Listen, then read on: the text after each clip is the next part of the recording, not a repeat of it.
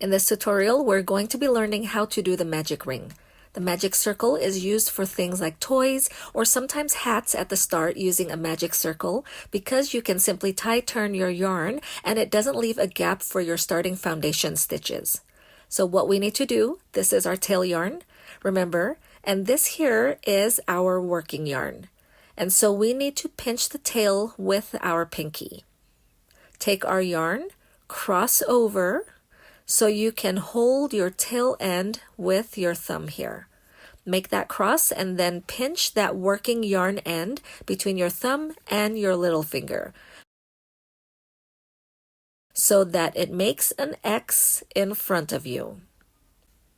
Then you can see on the back side we have two parallel lines of your arm. Hook facing down, going in under the first one, grab your second one, and as you grab your second one, you want to twist your hook around now. Make sure that this twist here isn't too tight, so you want to kind of like make it quite loose. Now we are going to grab this piece of yarn, put the hook behind it, and we are going to work it through this loop.